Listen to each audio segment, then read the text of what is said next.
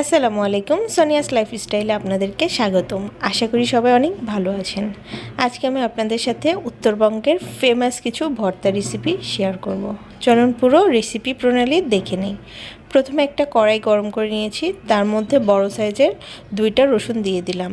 রসুনগুলো ছোট করে কেটে নেওয়ার কোনো দরকার নেই, শুধু উপরে খোসাগুলো ছাড়িয়ে নিলেই হবে। দিয়ে দিয়েছি এখানে 8-10টার মতো কাঁচামরিচ, চাইলে আপনারা শুকনো মরিচ অ্যাড করতে পারেন, তবে আমি একটু ঝাল ঝাল খাবো, এর জন্য কাঁচামরিচ এবং শুকনো মরিচ দুইটাই অ্যাড করব। এখন ভালোভাবে এগুলোকে ভেজে নিতে হবে।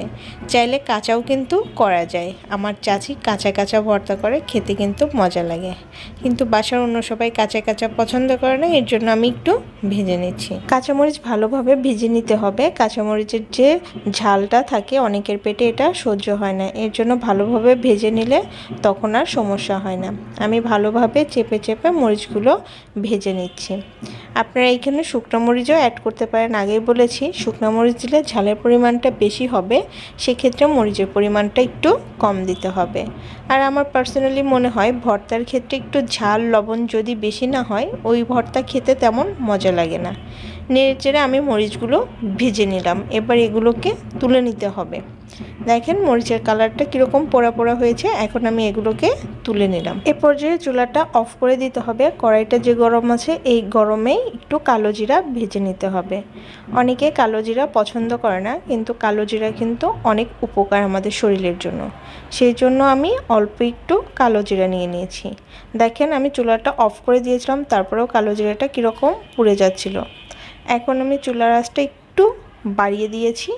এ পর্যায়ে আমি লটকা শুটকিগুলো ছোট ছোট পিস করে কেটে রেখেছিলাম, সেগুলোকে ভেজে নিচ্ছি। যেহেতু হাতের শুটকি না, বাজার থেকে কিনে আনা শুটকি, সেই জন্য আমি ছোট ছোট পিস করে আগে এটাকে কাঠখোলায় ভেজে নিচ্ছি। তারপরে গরম পানি দিয়ে এটা সিদ্ধ করে নেব। চাইলে আপনারা প্রথমে এটাকে গরম পানিতে ভিজে রেখে বা সিদ্ধ করে নিয়ে তারপর তেল দিয়ে ভেজে নিতে পারেন, এটা আপনাদের পছন্দ অনুসারে করবেন।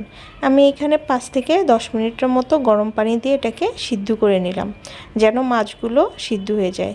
এ পর্যায়ে চুলাতে আমি সেই একই প্যান দিয়েছি বা কড়াই দিয়েছি, তার মধ্যে দিয়ে দিলাম সামান্য পরিমাণে তেল। এখন শুটকিগুলো ভেজে নেব। তেলটা স্ক্রিপ করে যেতে পারলে ভালো, তবে বাসার অন্য সবার কথা চিন্তা করে একটু পরিমাণে তেল দিয়ে শুটকিটা ভেজে নিচ্ছি। এই শুটকি ভর্তাটা এতটা মজা, না খেলে মিস করে ফেলবেন, তাই অবশ্যই বাসায় এইভাবে শুটকি ভর্তা ট্রাই করবেন। আমি কিন্তু এটা শিখেছি আমার শাশুড়ি মায়ের কাছ থেকে।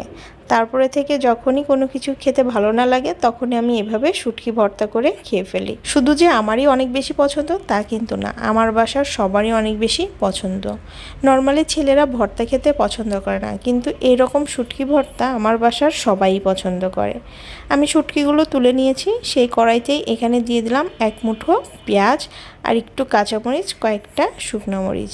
শুকনো মরিচ আমি আগে থেকে ভেজে রেখেছিলাম, সেই জন্য এখানে আর দেখিয়ে দিলাম না।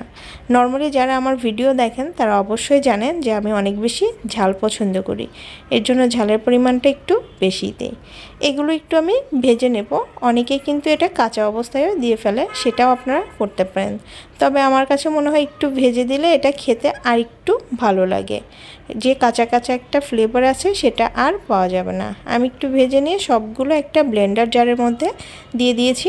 এখানে স্বাদমতো লবণও দিয়ে দিলাম। এবার এগুলোকে ব্লেন্ড করে ফেলবো। ব্লেন্ডার জার থেকে শিলপাটার ভর্তাটাই বেশি টেস্ট, কিন্তু আমার শরীরে তেমন একটা এনার্জি ছিল না, শরীরটাও ভালো ছিল না, এর জন্য আমি ব্লেন্ডারে ভর্তা করে নিয়েছি। খেতে কিন্তু দারুণ হয়েছে, আপনারা অবশ্যই বাসায় ট্রাই করবেন। আল্লাহ হাফেজ।